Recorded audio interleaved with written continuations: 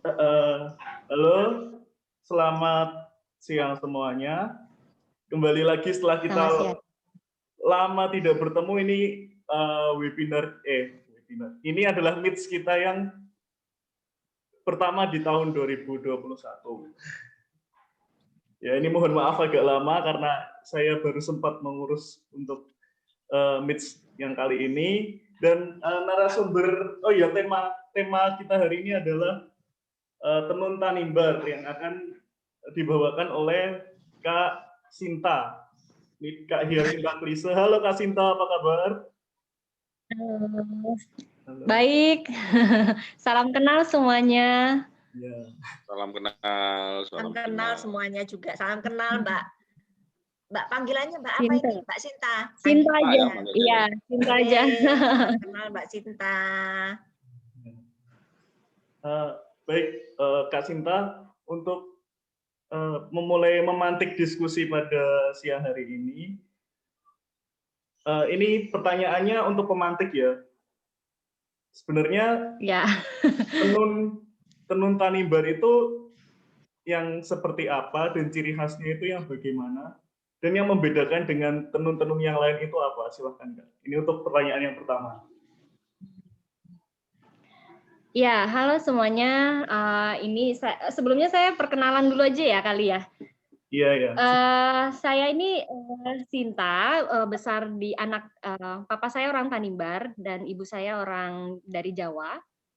Dan saya ini sebenarnya besar di Jakarta. Jadi saya juga belajar ya sebenarnya tenun itu sangat dekat sama saya itu sejak kecil ya, sejak saya lahir itu udah dekat banget walaupun di rantau. Tapi saya mulai benar-benar belajar dan benar-benar tertarik itu tahun 2015 dan karena terpanggil banget itu karena pertama kalinya diajak papa untuk ke kampung halaman gitu, ke kampung halamannya di Tanimbar di Kepulauan Tanimbar di Maluku ya, di bawahnya Ambon, dia di sebelah selatan, dia berbatasan sama Australia sebenarnya dekat dengan Darwin gitu.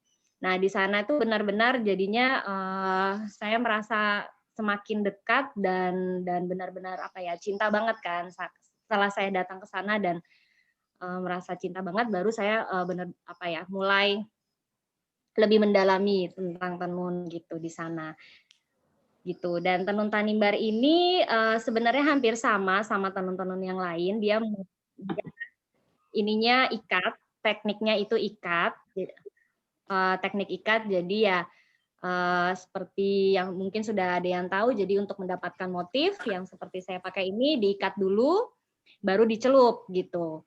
Nah ketika saya datang juga, jadi bedanya sebenarnya hampir sama gitu. Jadi dia motif juga ikat, terus motifnya mereka kami punya punya ya motif sendiri gitu. Jadi seperti kita punya motif lele muku kayak gitu. Jadi yang membedakan itu. Tapi polanya itu hampir mirip. Jadi ada bergaris, motif, garis itu hampir mirip gitu sama Kupang gitu, NTT gitu. Ya kalau motif sendiri banyak yang ciri khasnya, cuma kan agak ini ya lebih dalam lagi, nggak apa-apa nih dipanjang jadinya. Ya jadi motifnya karena kan sesuai dengan keanekaragaman hayati di sana kan. Kayak lele muku itu anggrek gitu, terus ada kura-kura juga ada bendera, ada ini. Tapi memang ada satu kain yang menjadi benar-benar ciri khas kalau misalnya ke museum tekstil atau ke museum. Jadi tenun Tanimbar ini dikenalnya kan justru kebanyakan di Belanda gitu ya, di luar ya. Waktu itu ada di museum di Swiss kalau nggak salah ya, ada teman dari komunitas juga yang ke sana dan ternyata dipajang gitu, dan itu sudah tenun lama, tenun klasik gitu. Nah yang paling ciri khasnya paling itu dia ada garis-garis hitam putih di tengah-tengahnya gitu. Ini kalau ada dipajang di museum gitu ketahuan banget, oh ini dari Tanimbar. Jadi di tengah kain yang lainnya atas bawah itu motif, tengah kain tuh ada garis hitam putih gini. Nah, kalau dulu maknanya itu sebenarnya ini akan menjadi bagian di bagian bokong gitu kan. Jadi ini untuk tempat duduk gitu. Kalau kita pakai kain dan duduk, jadi nggak nutupin motif gitu. Ini untuk penandanya gitu. Cuma kok kayaknya besar-besar kali ya orang zaman dulu gitu. Jadi ini kalau dipakai juga sekarang nggak ngepas gitu loh di bagian tempat buat duduk. Jadi makanya dibilangnya ini tais maran. Maran itu kayak tempat untuk duduknya gitu. Ada tempat untuk dudukan kainnya gitu. Jadi diperhatikan sampai sedetail itu gitu biar kainnya itu mungkin motif-motifnya tidak tertutup atau apa gitu. Nah, ada nama-namanya. Jadi kalau nama kain dan nama motif beda lagi. Jadi motif itu kan ada di dalam sarung gitu ya, ada di dalam satu kain gitu. Kain-kain ada beberapa jenis gitu. Ada apa? Jenisnya kalau polanya begini namanya ini gitu ya. Misalnya kalau polanya seperti ini disebut tais marin atau bakan maran. Nah, itu dia polanya itu ada garis-garis di tengah-tengahnya ini, garis hitam putih, tapi di sepanjang kain itu ada motif yang banyak gitu. Itu tais marin. Dan ini yang paling mewah di sana. Tapi sekarang sudah jarang yang bisa menenun, yang bisa sih, cuma sudah lebih banyak mencari membuat tenun yang simple dan yang cepat kan, cepat menghasilkan uang, cepat ini dan simpel gitu. Kalau ini sangat banyak gitu motifnya. Nah, makanya sekarang banyak dikenal untuk tenun-tenun Tanimbar itu adalah simple gitu. Nggak banyak motif gitu. Padahal sebenarnya ada juga yang banyak motifnya gitu. Dan tenun Tanimbar itu hampir sama juga di beberapa daerah ya untuk acara adat gitu. Ini seperti waktu aku menikah juga diberikan ini. Apalagi ya? Mau tanya lagi ya? Gitu. Jadi menikah ada meninggal, terus ada pokoknya semua acara adat pasti ada tenun gitu. Untuk yang diberikan ya, yang dipakai dan yang diberikan gitu. Ada sumpah adat juga, misalnya misalnya kita ada melakukan kesalahan lalu kita berjanji gitu tidak melakukan kesalahan, itu harus gantung kain istilahnya gitu. Jadi ada begitu. Oh, tanya. Ada motif-motif khususnya enggak, Mbak? Jadi misalnya untuk menikah motifnya ini, untuk acara kematian motifnya ini, untuk ada enggak maknanya mungkin apa? Sejauh yang aku pelajari itu sampai sekarang malah nggak ada gitu. Jadi bisa dipakai di segala acara gitu, event gitu. Gitu sih. Dan perempuan laki-laki tidak ada pembedaan juga. Untuk strata sosial ada pembedaan juga atau? Nah, itu juga tidak ada. Jadi kita itu kami itu kalau aku tanya ke tua-tua sekarang gitu belum ada yang menyebutkan ini untuk, jadi di sana sistem masyarakatnya itu, sistem kekerabatannya itu seperti melingkar gitu loh, setara. Jadi tidak ada kayak perbedaan kelas ya, tidak ada perbedaan kelas. Tidak ada kelas. Memang dulu ada yang dipilih, jadi ada tuan-tuan yang dipilih hanya untuk mengatur tua-tua gitu yang dipilih untuk mengatur sistem ya. Jadi ada ketuanya gitu. Tapi itu bukan berarti mereka lebih tinggi bangsawan. Jadi semua bangsawan gitu. Jadi kalau ditanya di sana, oh kita semua raja gitu, kita semua bangsawan gitu. Jadi emas untuk semua. Sepertinya equal, dulu ada ya. Iya, equal. Sepertinya dulu ada. Kalau aku telusuri, tapi semakin ke sini tuh ya ada dibuat sistem. Jadi mereka membuat sistem equal itu. Antara disebutnya Duan Lolat itu namanya. Nah, itu yang mengatur hak dan kewajiban. Duan itu kayak kalau kasarnya sebenarnya bukan ya. Kalau ininya Duan itu laki-laki, Lolat itu perempuan. Itu pihak itu, tapi itu hanya mengatur hak dan kewajiban gitu. Jadi yang kalau meninggal nanti bagiannya Duan membawa kain ke keluarga yang Lolat, misalnya kayak gitu. Jadi kalau menikah Equal. Jadi sebenarnya in a way itu modern sekali sebetulnya ya. Iya, cara iya, berpandangnya itu iya, sama benar. kayak maksudnya. Makanya aku juga saat ke sana, saat aku tanya-tanya dan didengar cerita-cerita, kok keren banget ya bisa bikin kayak gitu sistem kekerabatan yang begitu. Jadi begini, kayak Dua Lolat itu pernikahan. Jadi dimulai dari sisi pernikahan. Aku dan kakakku tuh laki-laki, kakakku laki-laki dan aku sudah menikah. Nanti keluargaku seketurunannya itu adalah lolatnya kakakku. Gitu namanya, jabatannya, kakakku duanku gitu. Nah, seketurunannya, jadi kewajiban kami ke keluarga kakakku itu sampai anak-anakku dan anak-anak kakakku adalah misalnya ya kalau teknisnya misalnya kalau kematian kita bawa lauk pauk gitu, maksudnya lauk sopi kalau di sana kita bawa minuman itu kalau untuk acara. Tapi kalau secara menikah misalnya kakakku itu akan bertanggung jawab untuk mas kawinnya anakku gitu.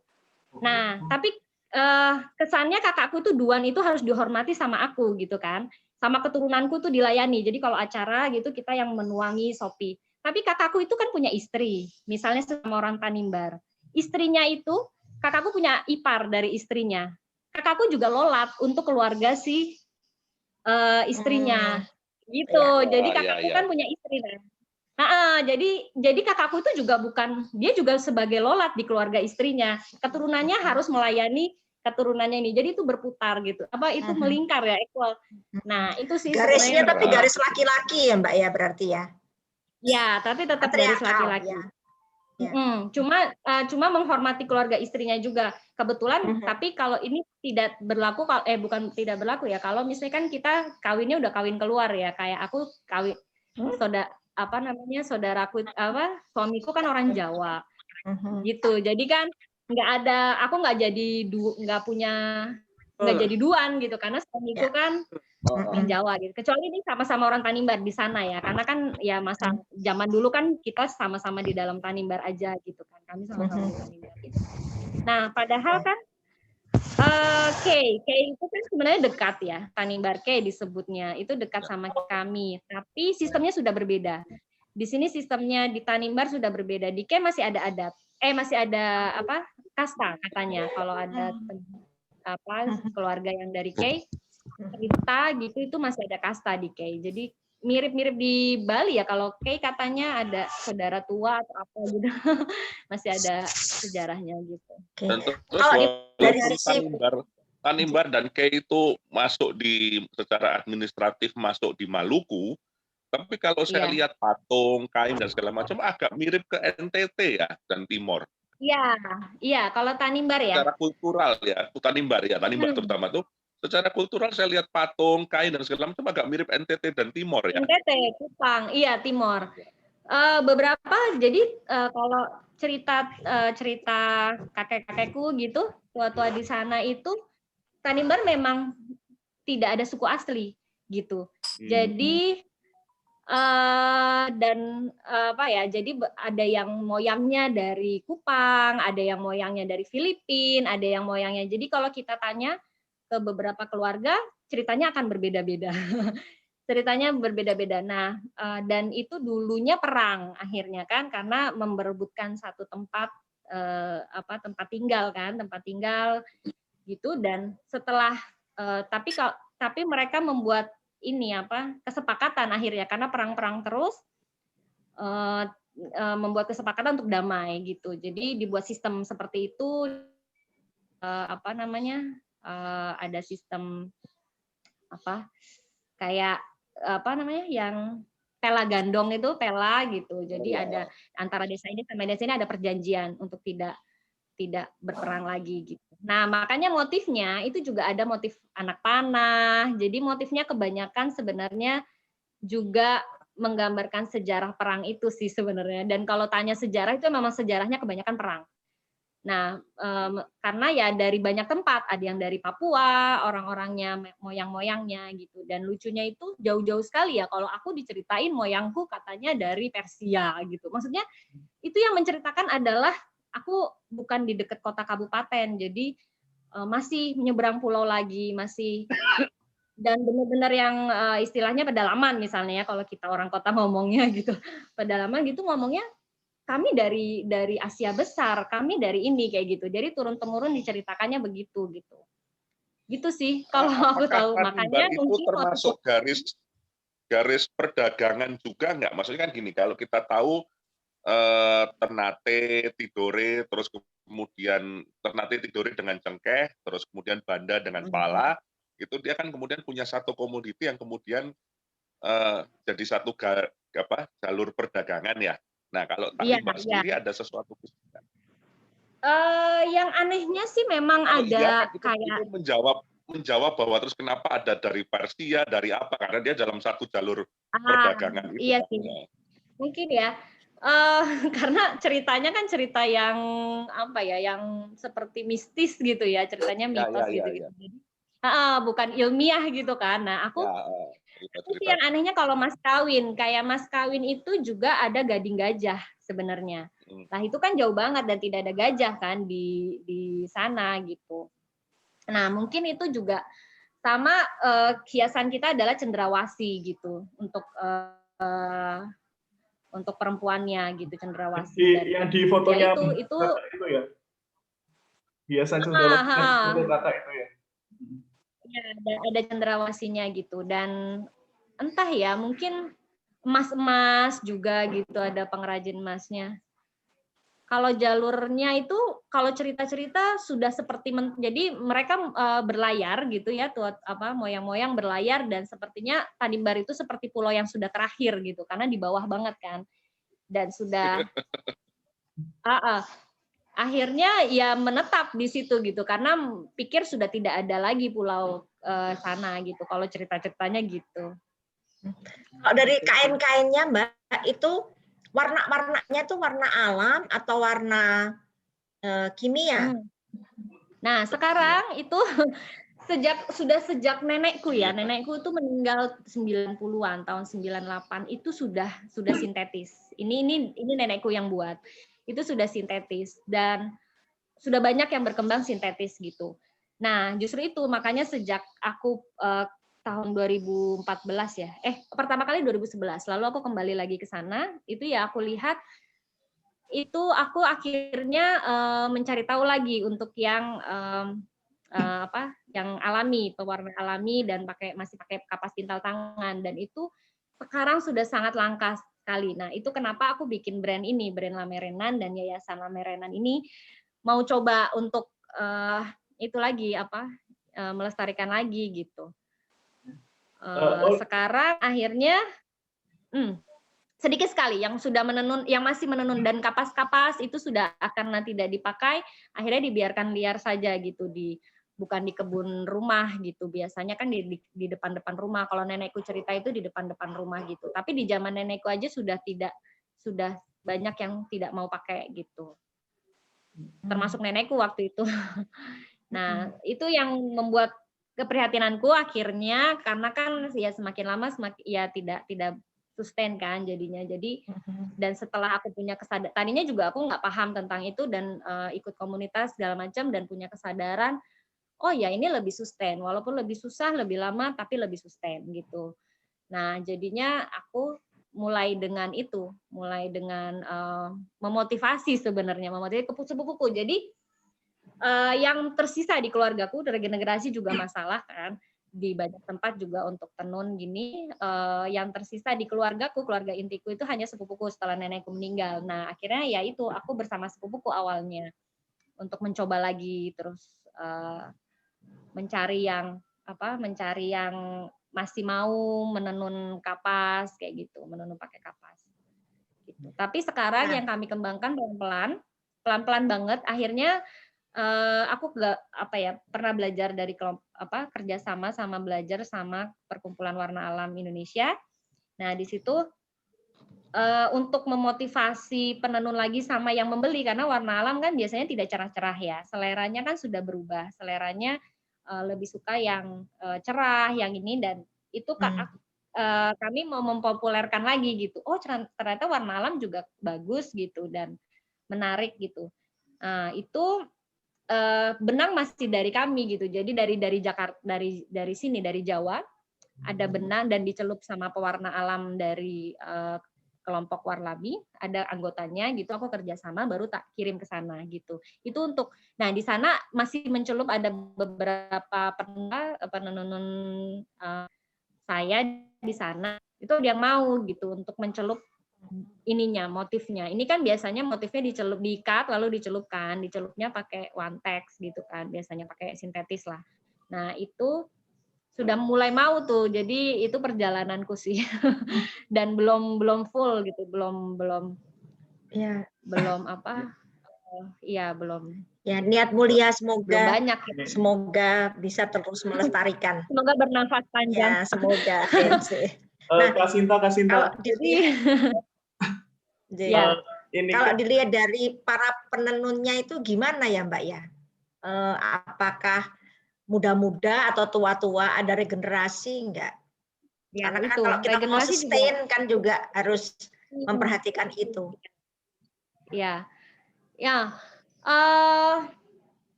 Kalau di kampung-kampung lagi, jadi kan kepulauan ya, kepulauan. Jadi yang kota kabupaten itu sudah langka. Menurutku ada beberapa desa yang sudah jarang sekali, seperti di desaku di Olilit itu yang muda-muda itu sudah jarang. Yang muda-muda itu malah nggak ada mungkin ya. Yang setahu ya Olilit baru ya, Olilit baru itu malah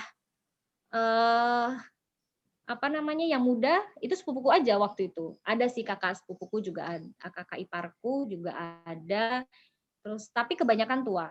Nah, karena itu sudah dekat kabupaten ya, menurutku sudah banyak yang nggak populer lagi lah menenun gitu anak muda kan, itu karena di kota kabupaten. Nah, tapi di kampung-kampung lumayan, jadi di rumah-rumah itu juga ada yang menenun anak-anak muda, tapi yang masalah adalah hanya bagian menenun aja, tapi yang ikat bunga itu sudah banyak yang tidak mau gitu, tidak mau mempelajari karena susah kan yang ikat motif itu, ikat bunga kita bilangnya kami bilangnya ikat bunga. Motifnya itu ya itu susah gitu, dan sekarang saya juga lagi belajar gitu, jadi saya juga mulai kan ngapain ngomongin tentang pelestarian gitu-gitu, orang saya juga keturunan Tanimbar gitu, dan saya juga lagi belajar gitu sekarang. Itu paling susah memang apa namanya ikat itu. Jadi di rumah-rumah kebanyakan kayak anak-anaknya partner tenunku itu juga ya nenunnya aja, bagian mengatur proporsi warna, terus ngatur warna, mengatur itu ya mamanya gitu. Dan ikat itu juga yang tua-tua kebanyakan sih yang mengikat-ikat itu. Yang rumit-rumit, bunga-bunga motif-motif rumit itu biasanya orang-orang tua gitu. Oke. Ya kalau tanya di sana langsung masih banyak gitu, tapi itu nggak signifikan lah jumlahnya. Ya. Mungkin perlu dipikirkan juga bagaimana cara regenerasinya supaya akan sustain gitu ya. Iya. Tapi kalau misalnya ya biasanya kalau bicara sustain kita bicara juga soal apakah laku dijual dengan baik, itu biasanya kalau nanti itu secara bisnis lancar biasanya kemudian sustain dan menarik banyak orang pastinya begitu. Kalau dia punya nilai ekonomis, jadi, orang pasti mau. Nggak tahu ya. Betul. Jadi memang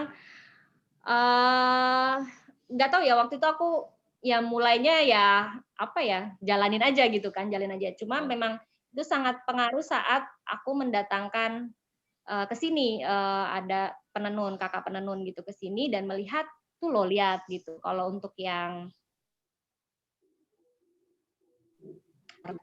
ada pameran dan dia juga jadi pembicara di satu World Ikat Simposium waktu itu, dan sengaja aku memang aku yang diundang untuk ngomong gitu, tapi aku nggak mau, aku maunya kakak penenun aja yang datang dan ngomong gitu di acara simposium internasional sebenarnya, dan dia merasa wah ternyata ini ternyata dihargai, dan dia lihat akhirnya teman-teman dari daerah lain yang masih mempertahankan warna alam, dan itu sangat sangat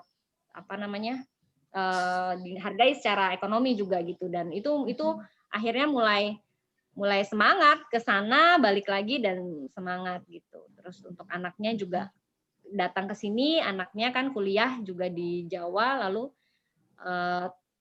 berusaha tak libatin gitu. Yang aku bisa lakukan ya satu-satu kayak gini sih gitu.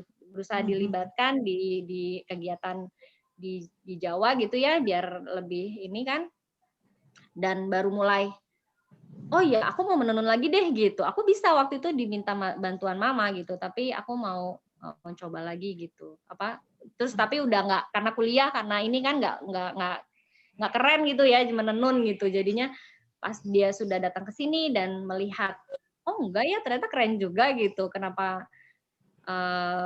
aku yang kuliah di Jawa gitu, di Jakarta tinggalnya gitu, terus mau ngurusin ini gitu. Dan itu ya akhirnya dia kembali ke sana dan mau juga untuk membantu ibunya lagi gitu, belajar lagi gitu. Gitu sih. Caranya begitu aja sih, aku nggak yang kasih pelatihan atau apa gitu. Iya, Kak Sinta bisa jelasin ini nggak tentang Yayasan Lamarenan itu gimana, sama hubungannya dengan Tenun Tanimbar itu bagaimana? Silakan. Iya, sebenarnya apa yang jadi gini, awalnya kan kita saya mempopulerkan dulu kan, mempromosikan dulu gitu. Jadi awal-awal itu nggak ada tenun tanimbar, misalnya kayak sosial media gitu kan. Nah, saya buat brand, jadi awalnya buat brand fashion gitu, untuk dari tenun gitu, bikin produk-produk tenun biasa lah. Maksudnya aku juga belajar juga dari Bu Dini Yusuf gitu. Oh mungkin bisa dibuat seperti ini dulu ya langkahnya awalnya gitu. Setelah mulai dikenal, ya masih pakai pewarna sintetis apa segala gitu, masih ya jalan aja lah dulu. Terus baru kan kita butuh tetap tes segala macam gitu kan. Nah, belajar dari sebenarnya dikerjakan itu juga sama gitu, yayasan sama bisnisnya itu sebenarnya juga untuk pelestarian, tujuannya sama aja yang beda kan. Nah, di yayasan ini sebenarnya pengennya nanti untuk riset gitu, untuk riset, pengembangan pelatihan kayak gitu-gitu. Nah, di bisnisnya ya murni bisnis, karena secara administrasi negara gitu lebih susah kan pelaporannya kalau misalnya itu digabung gitu, kegiatan sosial sama bisnis kayak gitu. Jadi benar-benar mencari profit, tapi ya dalam mencari profit juga ada maksudnya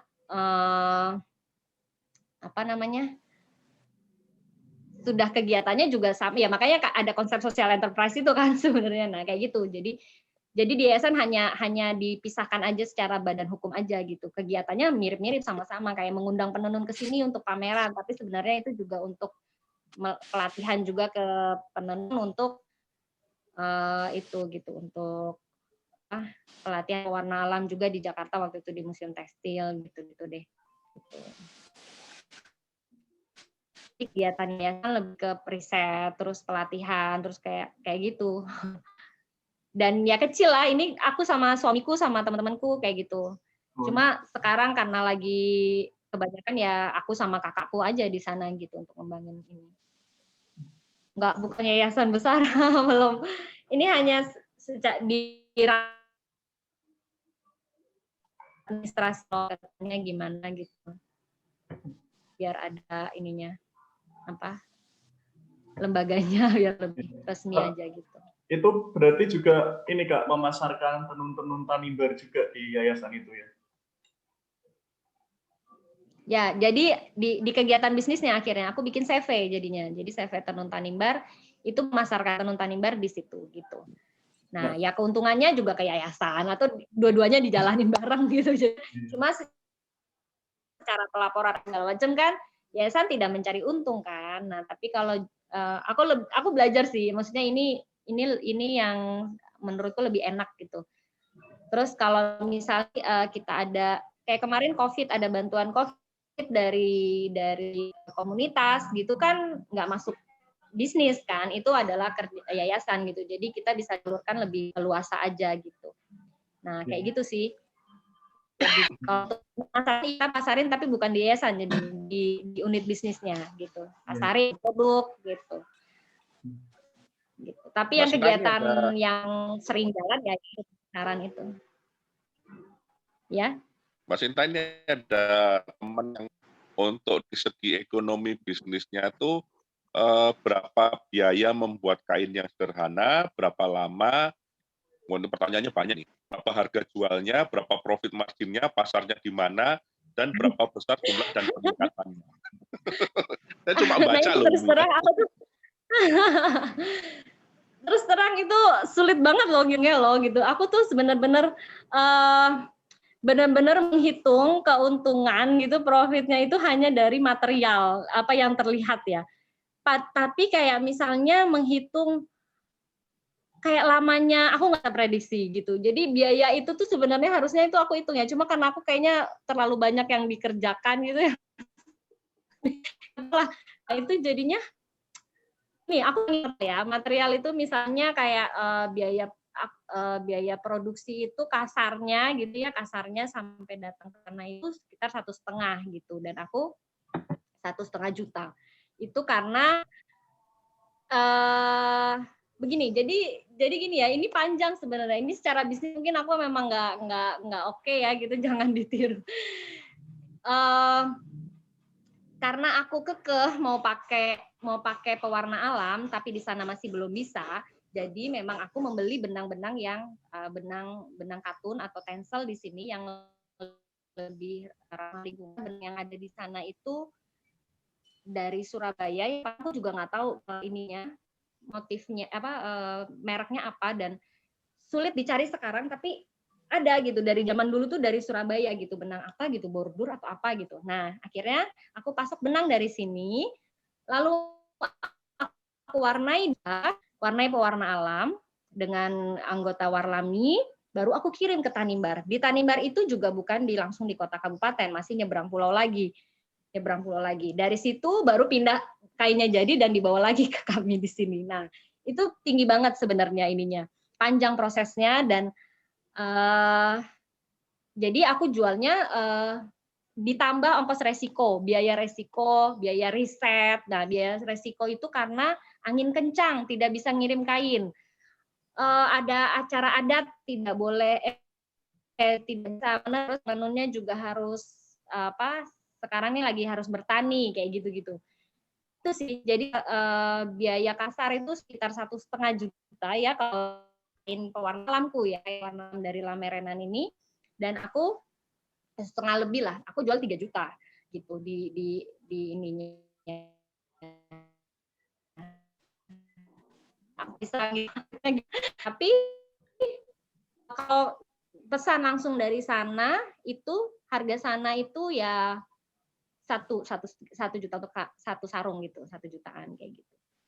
Itu benang-benang sintetis gitu, benang sintetis yang dari sana gitu. Ya aku jual paling ada profit. Nah, profit buat penenun ada lagi. Profit penenunnya maksudnya penenun itu kan jadi gini, bentuk kerja sama aku sama kakakku itu ada upah tenun, tapi ada pembagian hasil juga gitu. Upah tenun untuk tenun-tenunku, tapi kalau benang dari aku gitu. Nah, dari upah tenun itu mereka punya dari upah tenun diputar duitnya untuk membeli benang mereka sendiri gitu, tapi benangnya sama, kualitasnya sama aku, tapi dijual di aku, kayak gitulah. Jadi ada pembagian hasil juga berapa persen gitu. Bukan pembagian hasil, maksudnya kayak nitip kain. Jadi mereka punya kain sendiri dan aku punya kain. Aku membayar upah tenun, tapi mereka juga punya kain sendiri gitu. Jadi nitip kain, perjanjianku 20% sama ini kakakku gitu. Ini sistem yang baru aku coba gitu. Tapi nggak semua yang mau begini, maunya upah tenun aja. Udah upah tenun aja lah gitu. Jadi ya udah nggak apa-apa. Yang baru menyadari ini adalah kakakku yang pernah aku bawa ke kakak tenun, bukan kakak ini ya, bukan kakak sepupu. Jadi ada kerja sama satu orang, dan yang pernah aku bawa ke sini untuk untuk pameran tenun waktu itu, untuk pameran tenun gitu. Gitu sih sistem yang masih aku coba. Nah, aku mau coba ke tempat yang lain gitu. Tapi aku nggak mau bekerja sama banyak sebenarnya untuk satu kelompok kayak gitu, karena ya belum bisa secara sumber daya belum bisa, dan ya lebih baik begini dulu aja gitu. Kayak gitu. Untuk satu sarung itu berapa lama pembuat? Satu sarung itu sebenarnya 2 minggu sampai 1 bulan lah. Itu kalau tidak menenun kalau tidak melakukan kerjaan yang lain gitu sampai 1 bulan itu bisa. Ya. Gitu satu sarung. Ini aku pernah baca ini Kak di bukunya yang keluarannya Wastra Indonesia itu, Padu Padan Wastra Indonesia kan ada tenun tanimbar kan ya di situ. Nah itu tuh emang tenunnya itu panjang banget gitu sampai kayak dibikin kemben gitu, emang lebarnya itu lebar banget gitu ya Kak? Apa gimana? Iya, jadi memang kan kalau diikat kan di sini gitu, bisa buat kemben dan bisa kalau dulu kan toples, kalau kalau moyang-moyang dulu kan toples gitu kan, jadi di bawah gitu dan digulung-gulung gitu. Kalau sekarang memang akhirnya dipakai sampai kemben gitu. Tapi hampir semua NTT kayak gitu, Mas Gading. Saya juga yang punya dari Flores Tengah itu. Mas ada Gading 2 lembar. Kan tinggi saya seberapa?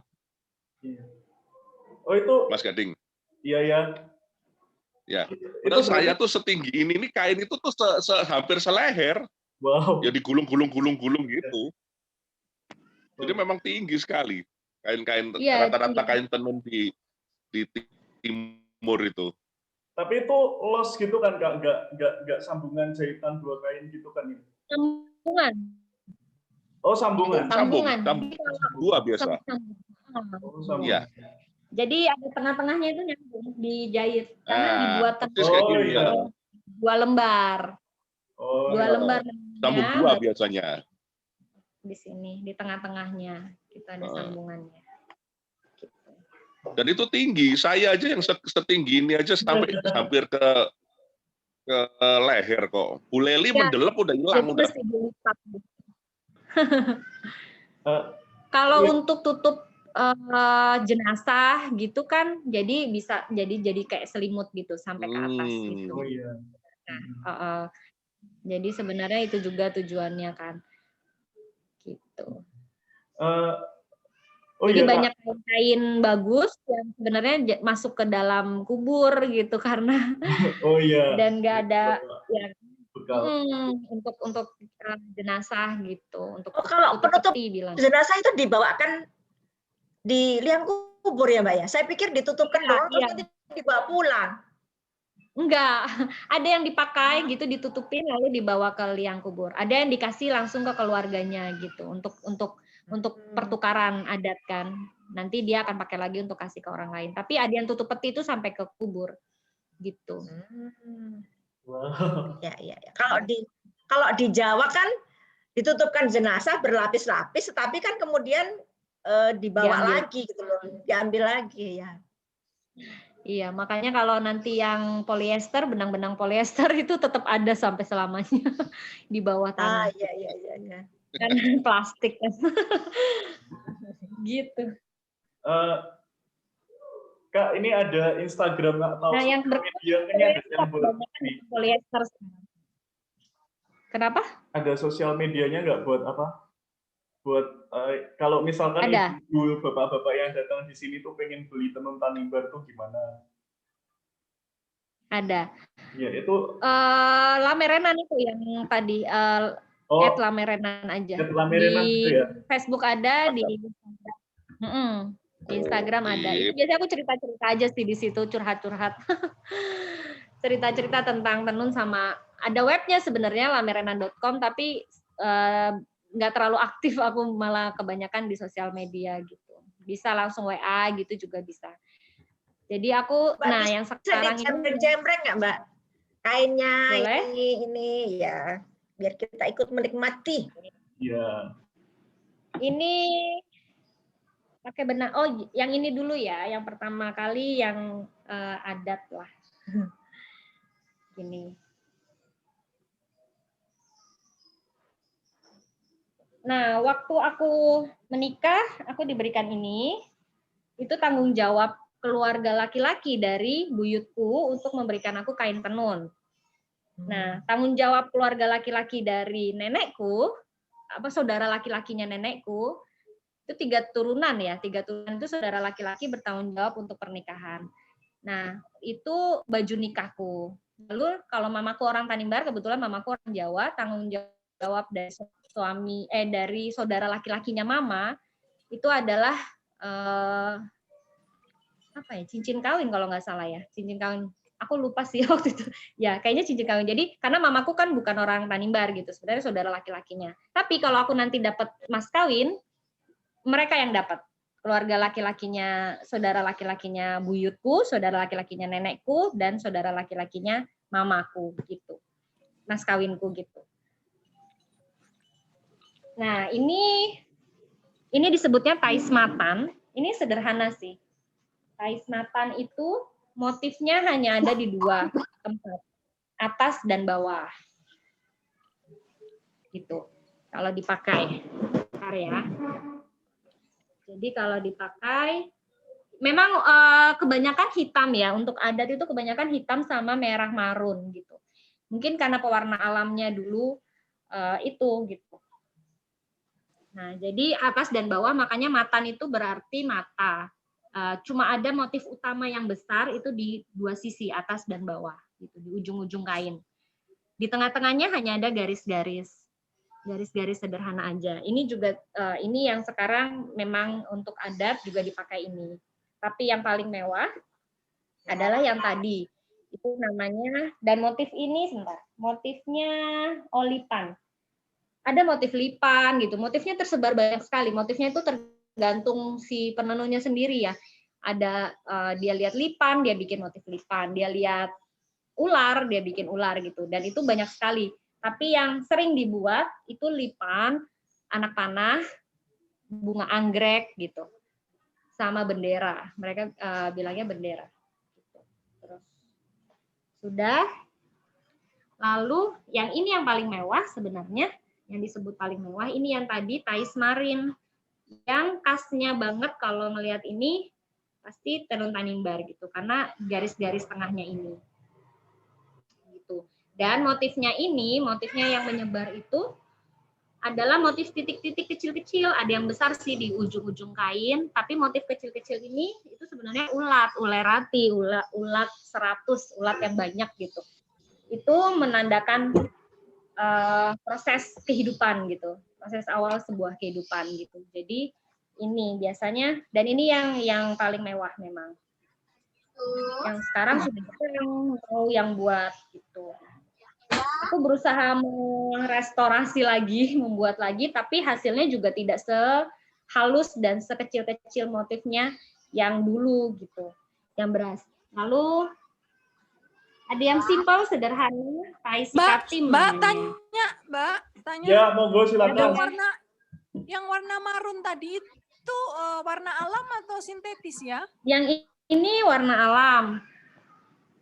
Yang ini ya? Bukan. Yang mewah tadi, yang mewah. Ini sintetis. Taismarin itu ini sintetis, tapi benangnya ini benang kain lama tapi sudah sintetis, cuma benangnya ini sudah benang katun. Kalau sekarang kan kebanyakan polyester itu kan, yang kaku dan panas. Nah, ini kain lama tapi sudah benangnya sintetis gitu. Benang pabrik ya, benang pabrik. Dan pewarna sintetis. Nah, yang ini sebenarnya yang benang kapas. Waktu itu masih ada yang memproduksi baru, masih ada, tapi cuma satu nenek di satu kampung. Ada satu nenek yang mau memproduksi kapas dari benang kapas. Pintal tangan, maksudnya kapas pintal tangan. Pewarnanya tarum sama. Nah, ini tim namanya. Jadi motifnya tersebar dari atas sampai bawah, tapi kan yang tadi yang pertama itu garis-garis aja. Nah, ini ada motifnya juga di bawah-bawah gitu. Simpel sih sebenarnya, banyakan yang simpel kan. Ya, nah yang kami kembangkan akhirnya yang ini, yang benang dari sini dan diwarnai dulu di sini. Ini kami bikin tais juga sikatim juga sama. Begini. Ini pewarna alam, yang ini pewarna alam. Tapi benangnya benang komersial ya, benang pabrik, tapi yang katun dan tensel. Jadi kami ininya katun sama tensel dicelup pewarna alam, dikirim ke sana. Dan bagian penenunnya motifnya ini sudah mau kakak Lanti namanya, itu sudah mau mencelup pakai motif ini warna alam. Jadi dipakai mengkudu, akar mengkudu. Akar mengkudu sama yang di pantai itu bakau. Ini bakau ya, kulit bakau ya. ininya. Bakau. Nah, cabang bakau. Nah, sama mengkudu, akar mengkudu. Jadi merah gitu. Mungkin karena tanahnya merahnya, mungkin karena tanahnya sama kapur dikasih untuk jadinya merahnya cerah gitu. Nah, sekarang setelah kesini mulai dipakai lagi. Cuma agak jarang karena menurut kakakku bau gitu. Cuma ya aku ini aja motivasi, nggak apa-apa Kak, itu baunya disukai. Kalau bule-bule suka bau-bau gitu, bau alam gitu. Jadinya yang motif mau ada juga yang ternyata nggak semuanya ada garis-garis putihnya ya. Iya, enggak motifnya ya. Iya, jadi itu jenis sarung. Jadi ada jenis sarung dan nama motif gitu. Kalau jenis sarungnya, ya ini jenis sarung disebut tais marin. Tais kan kain, tais marin itu ada garis putihnya. Dan ini yang paling khas Tanimbar sebenarnya. Nggak mirip sama yang lain. Berarti yang tanpa garis putih itu sudah merupakan pengembangan baru ya Mbak ya? Motif pengembangan baru. Bersihnya kesat. Bau amisnya. Mama Lemo, tepat dan cepat bersihkan serat semua pasti. Ada kayak iklan ya. Putus ya dia. Halo? Halo, mungkin ya? Iya, mungkin sinyalnya Kak Sinta lagi bermasalah. Bentar. Iya. Tapi bagus-bagus juga walaupun simple. Iya. Ya makanya yang simpel-simpel itu sudah merupakan pengembangan baru mungkin ya Mas ya. Dan warna alamnya cerah loh, bisa cerah loh. Iya. Bagus. Iya. Kalau yang simpel itu lama itu. Dipakai udah seneng, Bu. Dipakai apa, Mas? Dipakai sama anak muda tuh biasanya seneng kalau yang simpel-simpel gitu. Iya. Iya, dibikin dipadu-padanin sama baju. Iya. Mbak Lucia, halo. Waduh, Mbak Lucia lama tidak bertemu.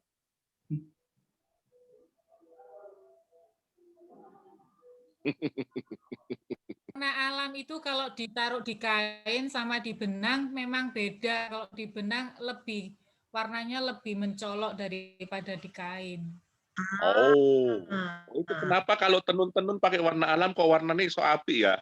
Kalau di kain kok nggak bisa kuat seterang itu ya? Mungkin proses penyerapan benang kan gitu terkait ya. Kalau yang dari karena dia masih benang sehingga terserap. Kurang gigit. Kalau kan dia masih berserat-serat ya, jadi seratnya itu yang diikat warnanya.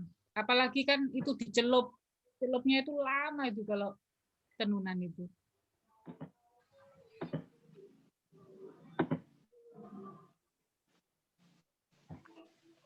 Itu yang di belakangnya Bu Lucia itu kain apa, Bu?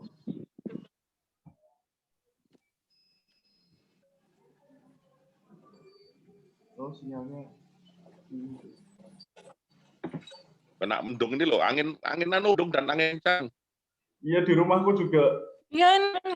Angin kencang. Sama ini. Iya, mendung dan angin kencang. Bu Leli nggak tahu di kamar ya? Nggak tahu aku di kamar soalnya.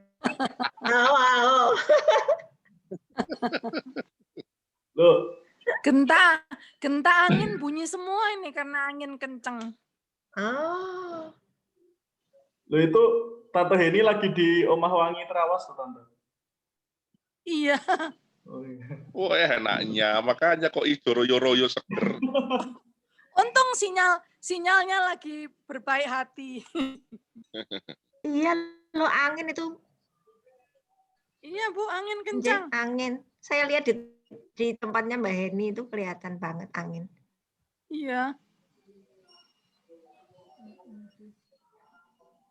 Masih produksi ekoprint, Tante?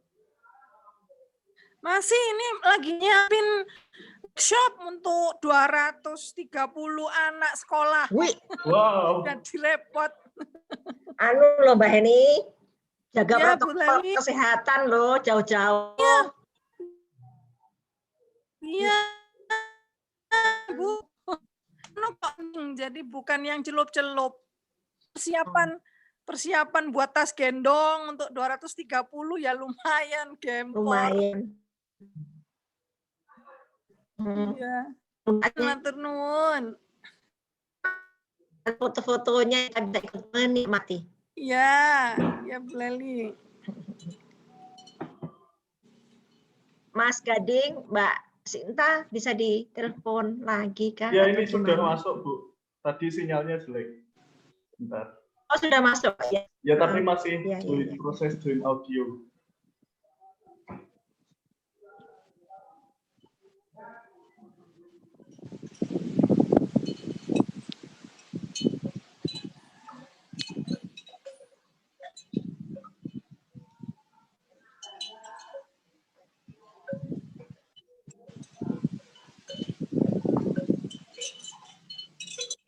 Oh iya, kedengaran suaranya di tempatnya Bu Heni. Anu genta anginnya, kluting-kluting. Iya. Bunyi semua.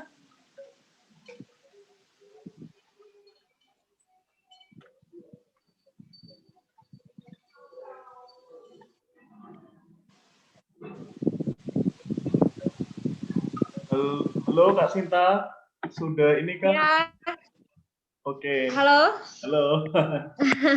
Ya ini sih Sorry. putus-putus kok. Kena angin. Iya. Tadi sampai mana ya? Sampai mana ya tadi? Lupa aku. Tadi Yang pewarna alam ya? Oh, motif garis-garis. Di sampai yang baru. merah. Merah. Pengembangan baru warna merah. Iya. Nah, iya. Ini jadinya benang-benang itu sudah berwarna alam sampai ke sana gitu, sampai ke kakak penenunku sudah berwarna alam, lalu di sana motifnya yang yang dicelup karena benangnya sudah berwarna alam kan sayang kalau motifnya masih pakai sintetis kan, dicelup pakai wantex, pakai ini gitu. Jadi ya akhirnya baru saya bisa dimotivasi, ayo Kak gitu, bagus loh pakai ini. Akhirnya mau suaminya ikut bantu untuk mencari akar mengkudu gitu, sama kalau ke laut pakai bakau itu, apa ya, batangnya bakau kalau nggak salah gitu. Nah, waktu datang ke sini tahun 2019 World Ikat Tekstil Symposium, waktu itu di Museum Tekstil itu ada pelatihan pewarna alam dari Warlami dan kakakku juga ikut, kami juga ikut, dan ya udah akhirnya mulai oh ya banyak di sana gitu, tapi kok nggak mau dipraktekin gitu karena lama lah, terus orang-orang di sana juga nggak tertarik gitu, yang membeli di sana juga nggak tertarik karena lebih suka warna-warna cerah di sana gitu. Terus akhirnya setelah dari sini balik mulai tarumnya yang tadinya sudah tidak ditebang-tebangin kan, karena seperti apa kan tarum kan ini gitu apa sih rumput begitu lagi gitu ya. Aku senang sih, dan mulai sekarang ada beberapa kain juga yang aku minta pakai motifnya pakai tarum gitu. Untuk tar, di sana bilangnya tar. Mirip sih bahasanya ya gitu. Masalah riset untuk pendataan itu yang masih sulit sekali gitu. Untuk pendataan motif-motif itu masih sulit sih. Pemda juga sudah mulai melakukan pendataan kayak gitu, tapi ya karena sudah nggak ada contohnya kan, sudah nggak ada dokumentasinya lagi gitu. Yang tua-tua banyak yang sudah meninggal, yang muda nggak tahu, jadi yang turun-temurun diajarkan ya motif simpel-simpel aja gitu, nggak ada motif yang punya filosofi yang, nah itu sih sebenarnya kalau budaya apa ya tradisinya, kalau Sandra Nissen gitu itu bisa keras ngomong kalau memang sudah tidak ada filosofi yang dia tahu berarti punah gitu. Walaupun masih tenunnya masih bisa yang menenun, kalau sudah tidak, kalau tradisi itu hilang, berarti punah gitu, tradisinya punah kalau nggak ada filosofinya gitu. Nah, itu sih yang akhirnya kalau ditanya ini motif apa, motif sembarang saja kayak gitu. Motif apa ya, motif sembarang. Nah, ya itu sebenarnya yang kayaknya sayang banget sih. Gitu. Oke, Kak, ini ada pertanyaan dari Bu Lucia. Mbak, untuk motif duka dan bahagia itu sama tidak ya kalau punya kain tenun? Soalnya saya suka pakai background dinding atau taplak meja. Kalau sama sih ya, sekarang itu mulai sama, cuma memang lebih banyak memang yang gelap ya untuk yang duka gitu. Untuk yang kalau duka itu bukan dipakai, tapi maksudnya yang buat tutup peti sama yang buat tutup jenazah itu kebanyakan memang kain adat dan motifnya seperti ini. Apa yang hitam, terus itu kebanyakan untuk tutup jenazah gitu. Dan kalau untuk yang hantaran ke keluarganya itu bebas gitu. Nah, ini yang juga di kota kabupaten agak ini ya,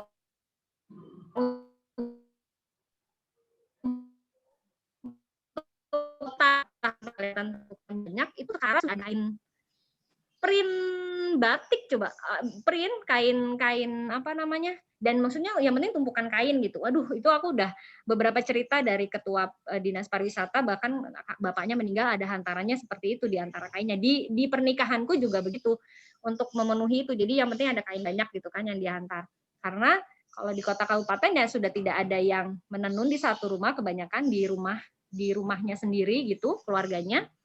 Jadi membeli mahal kan, karena sudah akhirnya harus beli gitu. Orang sana juga harus beli, padahal untuk adat kan harusnya ya bikin sendiri atau dari hantaran yang lain gitu, muter sama bikin sendiri. Nah itu. Jadi di pernikahanku ada satu lembar kain print batik yang kualitas rendah banget gitu, yang loh kok ada ini gitu, waktu aku mau nikah kan, jadi aku itu kan mengikuti adat. Maksudnya printing tapi motif-motif tenun gitu. Batik, bukan. Oh, batik tulis gitu tapi printing. Yang penting kain lebar gitu, dilipat aja gitu. Jadi itu untuk hantaran, untuk nanti dihantar lagi. Waduh, aku nggak mau kayak gitu. So, aku bilang. Dan itu terjadi waktu aku nikah ya. Berarti kan mungkin sudah di beberapa kali gitu pasti sudah. Kalau tidak ada uang untuk beli tenun karena di keluarganya tidak ada yang menenun. Nah, sebenarnya yang pingin aku omongin lah, kalau kita adat nggak pakai kain terus gimana gitu, ke keluargaku juga beberapa kan, terus ya itu aku bergeraknya dengan pengalamanku sendiri gitu, jadinya ke mereka gitu kayak motivasi ya, karena keluarga kan gitu. Iya. Makanya waktu menikah aku memang ingin pakai adat biar aku tahu gitu urutannya gimana gitu. Adat Tanimbar. Itu sama sih Kak, kalau di Jawa juga sekarang kan kalau misal mau ngelamar cewek itu ngasihnya juga kayaknya kain printing, bukan batik tulis juga. Oh iya. Ya yang penting kain jarik gitu kan kalau sekarang. Gitu. Nah, karena juga banyak masyarakat yang tidak bisa membedakan loh, mana printing, mana batik tulis, mana batik cap. Ya ini mereka pikir asalkan batik gitu. Temen aja dibilang batik kan? Iya. Ini teman saya itu batik ya, temen ya. Teman saya itu tuh perempuan, dia tukang bikin batik. Dia tuh barusan menikah. Dia dilamarnya itu dari keluarga yang cowok itu ngasihnya juga printing. Dia tuh kayak kecewa gitu, mau nggak dipakai juga nggak enak, tapi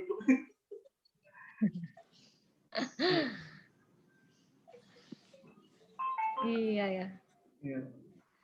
Oh ya Kak, kalau mau misal mau main ke Tanimbar, ke sentra tenunnya itu kira-kira aksesnya itu gimana ya Kak?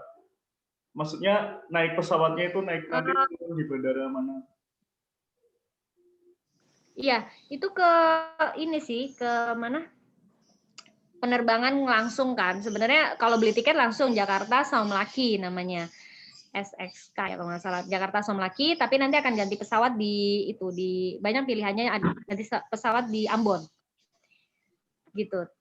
Cuma bagasi 1 kali gitu, jadi nanti coba ganti pesawat kecil di Ambon, dari sini itu 3 jam, nanti dari Ambon ke ini sekitar 1,5 jam kayaknya, dari Ambon ke Saumlaki gitu.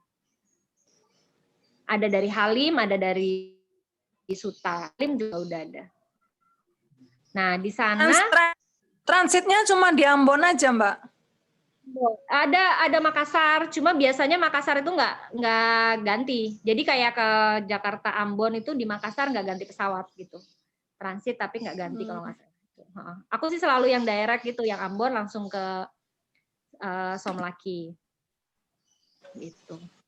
Ganti pesawat kecil di situ. Jadi pilihan ya kayak Garuda Wings atau Lion Wings yang kayak gitu.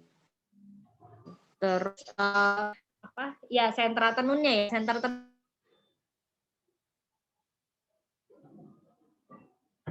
ada di Asia gitu. Itu bisa beli tenun di sana. Di kakak-kakak penenun juga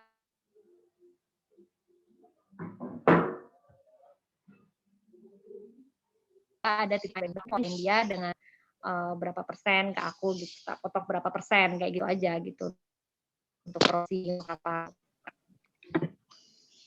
Cuma yang di aku udah tak kurasi, misalnya aku tidak mau yang polyester misalnya, atau tapi ya tetap aja kan kalau ada pembeli yang memang yang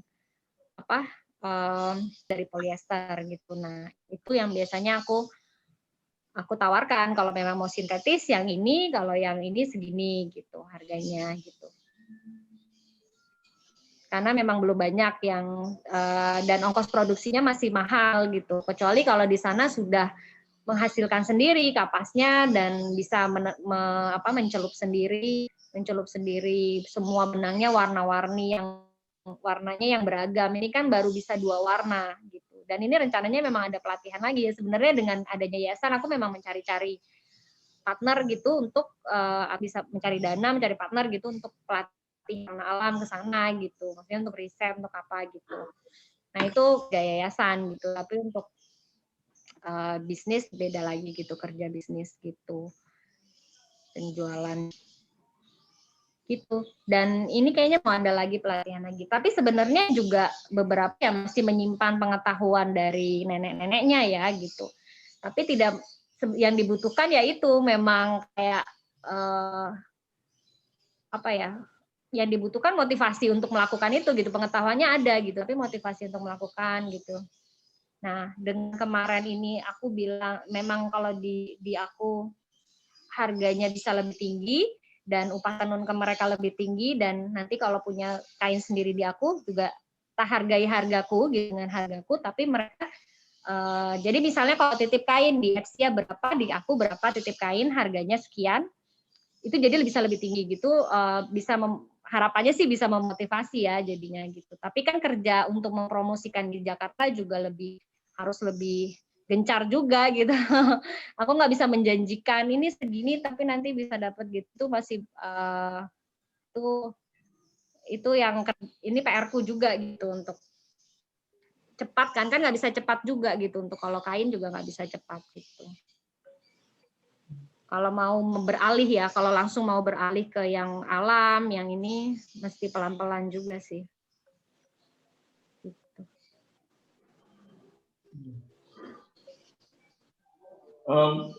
Mungkin dari bapak-bapak, ibu-ibu peserta ada yang mau bertanya lagi, silahkan unmute atau gunakan fitur raise hand atau tulis langsung di chat, nanti saya bacakan. Monggo. Iki kan mau ikut tadi Bu Lucia putus-putus, Bu.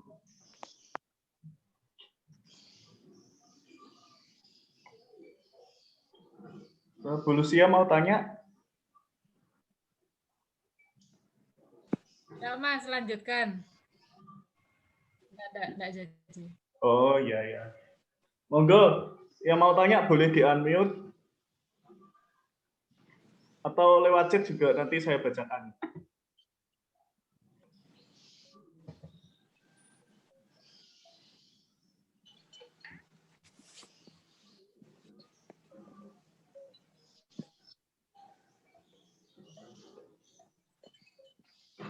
Kalau di Tanimbarnya sendiri, itu apakah tenun-tenun ini masih dipakai dalam kehidupan sehari-hari atau mereka sudah menggunakan baju-baju modern ya?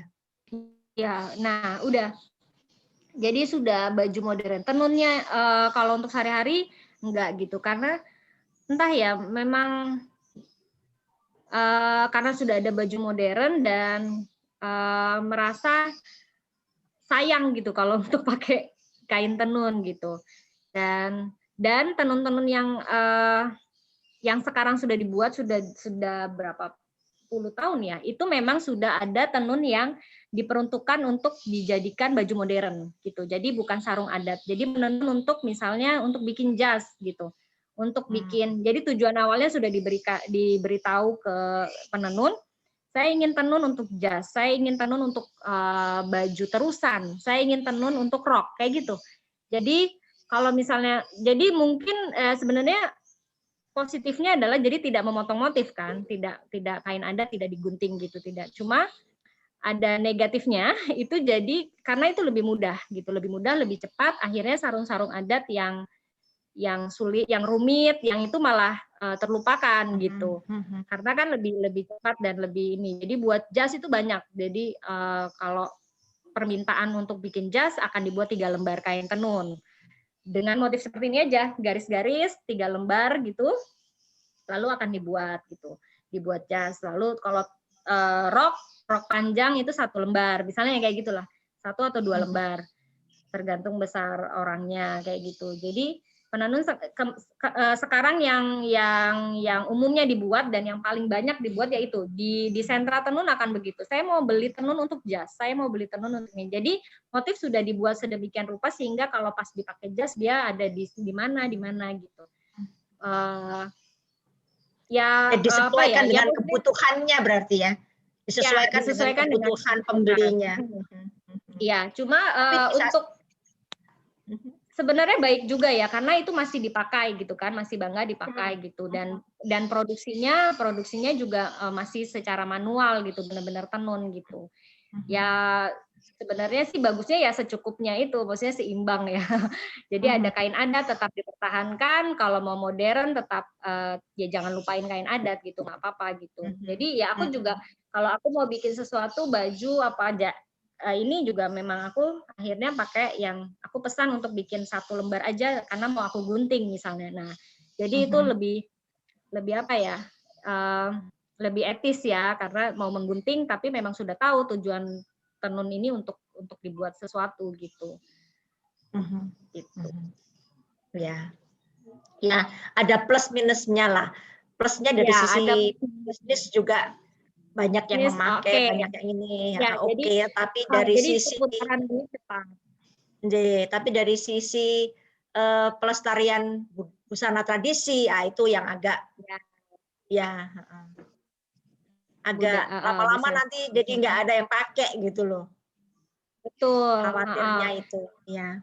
Ya sekarang dengan berkembangnya sosial media gitu sudah banyak pandangan dipromosikan juga sama artis-artis segala macam. Sekarang anak-anak muda juga mulai tahu sih, karena mereka juga sudah banyak yang main sosmed gitu, terus lihat, oh ini oke, jadi pakai sarung lagi ya. Aku juga promosiin waktu itu sepupu-sepupuku minimal lah, sepupu bilang, oh ya bisa pakai sarung ya untuk pakai sepatu cat ya, itu sih dulu-dulu awal-awal gitu. Sebelum sekarang lumayan kan sudah banyak yang berkembang sarung gitu bisa dipakai sehari-hari gitu.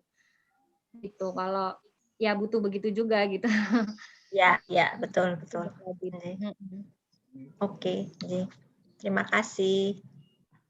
Oh iya Mbak, untuk dari keluarganya Kak Sinta kan pasti masih punya banyak simpenan kain-kain yang dulu ya. Itu treatmentnya kalau dari keluarga Kak Sinta buat kain-kain itu gimana Kak?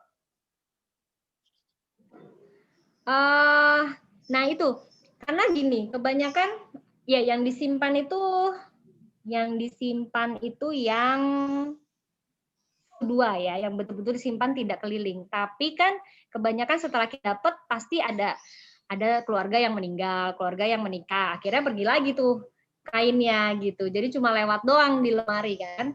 Kecuali saya gitu karena saya bantu ada project ini gitu. Nah, ya cuma disimpan aja sih. Kalau kita kan orang kaya ya, kaya budaya maksudnya.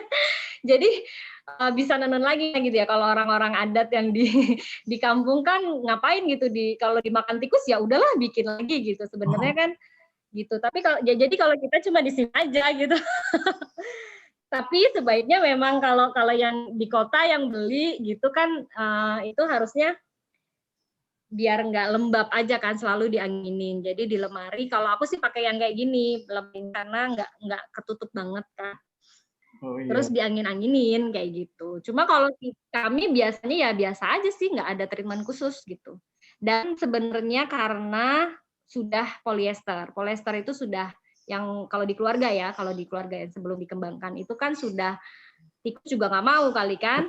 Kalau yang itu yang sintetis yang kayak gitu itu lebih awet gitu jadinya. Kalau dibuat jas dia lebih kaku gitu. Jadi itu berkembangnya kebanyakan jadinya kayak gitu kan, yang simple, yang instan, lebih instan gitu, lebih ya modern akhirnya gitu. Nah, tapi kalau kain adat ya nggak ada sih. Mungkin kalau orang asli gitu malah nggak ada ya, ada treatment khusus ya. Tapi sebaiknya ya biar nggak lembab, diangin-anginin aja. Paling ini, kami tuh jarang mencuci. Jadi kalau walaupun baju tenun yang bejas itu jarang di laundry, jarang ke laundry gitu, atau diangin-anginin doang gitu. Entah kenapa kayaknya mungkin jadi lengang atau jadi ya hilang warnanya atau apa gitu, dan nggak bau sih karena kan buatan manusia ya. Jadi sebenarnya antar benangnya itu kan nggak rapat sekali gitu. Jadi diangin-anginin itu bisa hilang apeknya aja gitu. Kalau kami jarang itu, biasanya kalau bapak-bapak gitu habis pakai jas gitu ya udah diangin-anginin aja. Iya. Gitu. Jadi enggak ini ya, Mbak, dari tradisi keluarga Tanimbar tuh enggak bakal ada yang nyimpen kain lama-lama ya, pasti nanti bakal dioper-operin ke orang lain gitu ya, ke saudara lain gitu ya pokoknya. Banyak tuh, pasti ada dari lemari itu banyak yang langsung dikeluarkan gitu. Paling yang disimpan memang misalnya 1-2 lah yang secara khusus banget dia anggap itu sakral ya. Ya itu kayak pemberian dari keluarga Duan ya, aku bilangnya itu dari Duan. Itu saudara laki-lakinya nenekku itu. Nah, itu harus disimpan gitu sebenarnya karena kami percaya biar kalau sakit untuk melindungi kita lah. Ini untuk melindungi. Jadi kalau sakit itu akan kita selimuti gitu, selimut buat bisa diturunkan ke anak kita nanti gitu. Itu yang 1-2 pasti ada yang harus disimpan gitu. Pemberian Duan biasanya. Karena Duan itu kan pihak laki-laki gitu ya. Maksudnya Duan itu akan bertanggung jawab untuk melindungi kita gitu. Melindungi ya gitu deh. secara teknis kayak pernikahan dia akan membayarkan, bertanggung jawab untuk kain nikah segala macam. Atau kalau aku laki-laki, Duanku akan membayarkan mas kawinnya. Aku kan akan memberi kain gitu memberi mas kawin ke keluarga perempuan kan. Nah, itu saudara laki-lakinya dari mamaku yang bertanggung jawab untuk menyediakan mas kawin itu untuk dikasih ke pihak perempuan gitu. Gitu sih. Jadi bapak ibuku bertanggung jawab untuk keponakannya. Tapi aku tuh akan om-omku yang akan menanggung aku gitu loh. Jadi sistem kekerabatannya biar tidak putus kali ya. Kayaknya di Batak juga hampir mirip kayaknya kayak gitu ya. Gitu. Sistem kekerabatannya gitu. Jadi ya itu om yang bertanggung jawab gitu. Bapak ibuku nanti ke keponakannya, bukan ke aku, bukan ke anaknya, kayak gitu. Oke, baik. Apakah masih ada pertanyaan? Silahkan.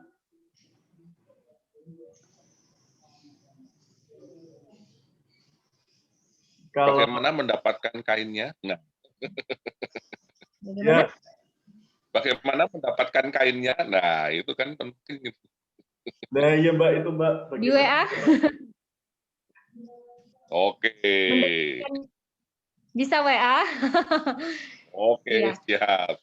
Ini aku standar kok harganya aja. Ya kalau pewarnaan alam memang prosesnya panjang itu karena memang dari Jakarta benangnya, lalu ke sana, lalu balik lagi ke sini gitu. Harganya 3 juta untuk yang sarung pewarna alam besar.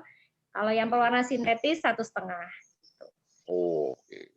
Kalau ongkos pesawat 5 juta. Jadi bisa cari ke sana juga. Jadi mahal sekali emang kalau ke Tanimbar itu makanya. Ya gitu.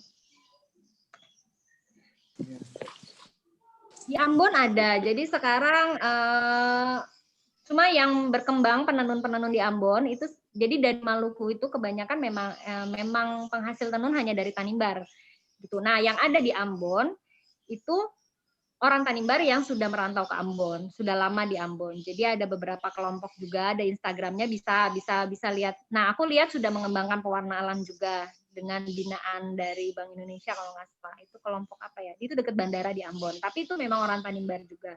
Yang berkembang di sana memang pendatang dari Tanimbar gitu, dan yang dijual di Ambon ya ada kiriman dari orang-orang Tanimbar gitu, dari penenun Tanimbar di Ambon.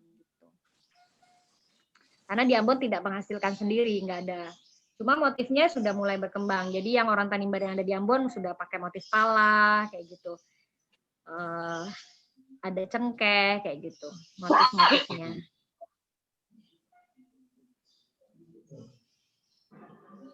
Tapi langka lah. Pewarna alam masih langka.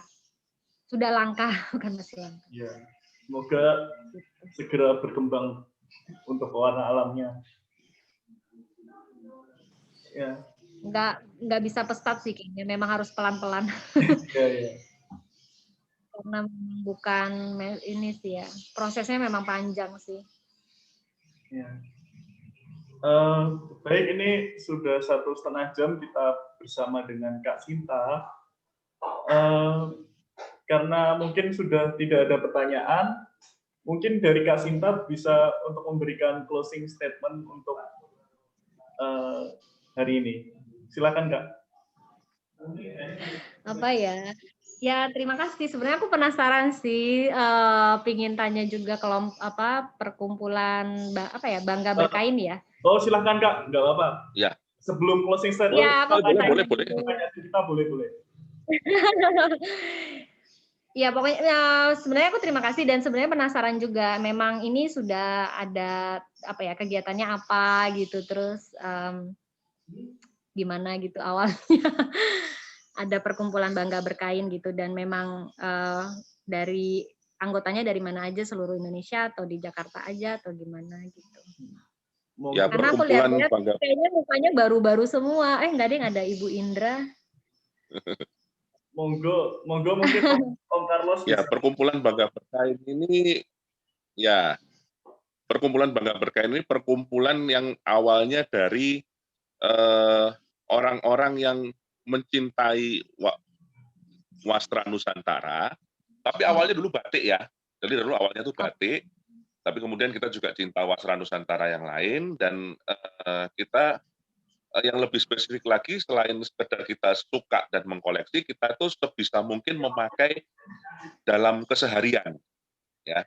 Jadi setiap hari sebisa mungkin kita tuh pakai kain ya, benar-benar pakai kain, nggak dipotong, bukan kain yang dipotong yang dibikin jadi baju atau dibikin jadi celana, ya enggak gitu ya. Jadi benar-benar kain seperti itu dalam keseharian. Nah, kemudian berkembangnya waktu, kita juga berusaha untuk semakin mengenalkan batik dan wastra Nusantara lain ini ke masyarakat umum dalam kehidupan sehari-hari. Jadi kita ingin menunjukkan bahwa kemudian memakai kain dalam keseharian itu bukan sesuatu yang hanya dikeluarkan hanya ketika ada acara adat gitu ya, atau hanya acara spesial, tapi bisa kita pakai sehari-hari dengan tetap nyaman, tetap nikmat, tetap enjoy gitu ya. Tidak ribet kan, biasanya kan kalau asosiasinya kita itu kan kalau berkain pasti ribet gitu kan, padahal kenyataannya juga tidak, malah justru seperti saya itu malah merasa jauh lebih nyaman daripada pakai celana seperti itu. Kalau pakai kain. Nah, itu sih. Terus kemudian kegiatan kami ya selain kemudian ngobrol-ngobrol seperti ini, kami juga sering membuat tutorial berkain. Jadi kita ke komunitas-komunitas macam-macam, mulai dari misalnya ibu-ibu PKK di RT RW sampai di ibu-ibu Dharma Wanita di BUMN atau dimanapun gitu ya, acara-acara. Terus kemudian misalnya kalau ada tamu-tamu luar negeri, kita juga diminta untuk mewakili juga untuk mengajarkan bagaimana memakai kain dalam keseharian dengan praktis, dengan nyaman. Seperti itu. Nah, selama pandemi corona ini, karena kegiatan tutorial tentunya juga menjadi kegiatan susah ya dilaksanakan karena pembatasan, ya akhirnya kita ajang ketemunya ini ya lewat diskusi seperti ini gitu. Jadi kita mengundang narasumber, kita membuka wawasan, kemudian tentang kain batik dan wastra Nusantara lainnya. Jadi sudah ada banyak juga sih, lumayan. Ini keberapa ya Mas Gading ya? Udah ke 5 ya? Ke-8. Oh, udah ke-8 malahan, sudah ke-8. Jadi kita udah mengundang 8 narasumber dari berbagai macam batik maupun tenun juga. Kita udah ada tenun tenun mana ya, Ceng? Udah ya? Kalau tenun masih tenun Tanimbar ini sama tenun apa kemarin? Tenunnya Bali itu apa? Geringsing. Ada 2 toh? Geringsing. Oh, Geringsing Bali. Sama satunya ada satu lagi nggak ya? NTT apa itu nggak ya? Belum ya? Belum. NTT belum. Oh, belum ya. Oh ya, itu. Dari mana ya? Gimana Kak? Gimana? Maksudnya tahu lamerenan gitu ke aku gitu dari mana ya? Oh, kalau aku sih ya jarang kan. Aku kan ini waktu itu ikut, kalau nggak salah Kakak juga kok ini narasumbernya ikut ke webinar gitu, terus aku hubungin CT-nya, mau minta kontaknya Kakak, ya udah aku hubungin gitu. Apa sih? Jadi begitu perkumpulan bangga. Oh iya. Jadi begitu sih ceritanya perkumpulan bangga berkain Nusantara itu. Jadi kita memang kumpulannya ya memang kita orang yang concern, dan concernnya tidak hanya concern untuk koleksi saja, tapi juga untuk menggunakan dalam keseharian. Begitu. Atau ada yang mau tanyain lagi? Enggak, oke gitu. Oh ya, mohon maaf, saya tuh sambil leyeh-leyeh karena habis kerja bakti tadi. Biar santai ya. Iya. Ya itu sih, aku harapannya juga banyak yang kenal ya, dan tidak sebenarnya nggak memandang tenun itu misalnya yang rumit itu yang yang bagus gitu ya. Maksudnya sekarang juga harapannya juga walaupun misalnya penyuka pewarna alam itu sebenarnya tetap tetap juga menghargai yang sintetis juga gitu, karena dibuatnya masih dalam tradisional gitu. Untuk mempertahankan itu sebenarnya mempertahankan masih ada yang bisa dipertahankan lah, minimal masih ada yang bisa dipertahankan. Jadi ya nggak apa-apa juga gitu kalau misalnya sekarang masih melihat kain-kain yang sintetis gitu. Karena mungkin kami pun sendiri juga memandang masalah sintetis atau alami atau segala itu harus kita pandang case by case ya. Kita nggak bisa pukul rata gitu ya. Kita juga misalnya gini, batik printing gitu ya. Ya mungkin bagi mereka yang baru pemula gitu ya, yang masih pemula, ya kita mungkin masih maklumilah kalau pakai batik printing ya, karena mungkin dari segi ekonomis murah, mendapatkannya lebih gampang gitu ya. Tapi kita juga berusaha bahwa ya jangan berhenti sampai di batik printing saja, atau jangan berhenti sampai di pewarna atau itu aja gitu kan, bahwa ini masih ada nih yang lebih bagus, kalau bisa kita tingkatkan ya kita tingkatkan seperti itu. Sebenarnya sih gitu sih. Karena kalau untuk yang kolektor yang ini memang hasil tenun hasil tenun yang penenun muda yang masih baru belajar mungkin terlihat kasar, terlihat ini, tapi baiknya itu harus dibeli gitu biar dia juga bisa memproduksi lagi, biar bisa belajar lagi gitu. Karena kayak gitu sih aku mikir. Kami juga tidak menutup dari pembatik muda yang masih baru belajar gitu ya. Karena ya kalau kemudian mereka tidak diapresiasi, kemudian kita ngambil yang gitu, malah jadi ya nggak akan ada yang baru gitu kan, nggak ada penggantinya gitu. Iya, bentuk pelestariannya. Kadang-kadang yang kasar-kasar tuh tetap indah kok. Ya kan, mau tergantung kan gini, kalau lukisan tuh kan mau Basuki Abdullah atau Avandi, ya kan? Ya, betul. Nah, Basuki Abdullah tuh kan yang luar realistis, bagus, lembut-lembut. Avandi itu kan yang kasar kesannya, tapi kan kalau dilihat ya bagus semuanya. Iya, gitu sih. Itu aja closing statement. Karena Kak Sinta udah memberikan closing statement-nya, sekarang silakan semua nyalakan kameranya karena kita akan mengambil foto. Sebentar ya. Tak bangun dulu.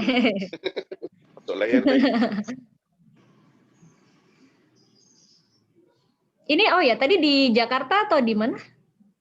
Di Surabaya sih kebanyakan kami. Oh, Surabaya. Ya. Untuk mayoritas anggotanya dari Surabaya. Ya. Tapi juga ada yang dari awal berdirinya. Awal berdiri Surabaya. Ya. Wah, seru juga ya. Kebanyakan komunitas di Jakarta aku kalau ikut Zoom meeting gini. Sebentar ya.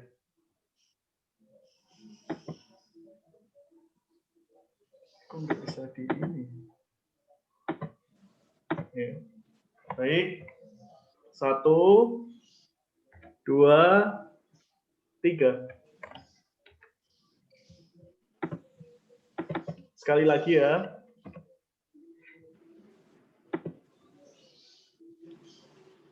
Sekali lagi. 1, 2, 3.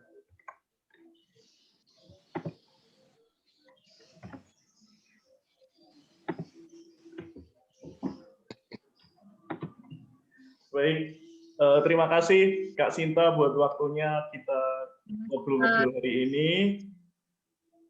Semoga di lain waktu kita bisa kumpul secara tatap muka. Ditunggu Kak, kalau main ke Surabaya nanti hubungi kami, kita nanti iya. ada kumpul gitu. Ya. Dari naik kapal dari Surabaya ke Tanimbar. Ya, terima kasih. Banyak orang Tanimbar di Surabaya. Oh, iya. Iya. Terima kasih untuk semuanya, untuk Bu Lucy, untuk Om Carlos, Bu Indra, ada Dr. Mira, ada Tante Heni, ada Bu Martina. Bu Indra, apa kabar? Dan ada Kak Nuraki Aziz yang dari London. Ya, terima kasih atas kehadirannya. Sampai jumpa di pertemuan yang selanjutnya. Terima kasih. Boleh? Terima kasih. Nuwun. Saya N ya.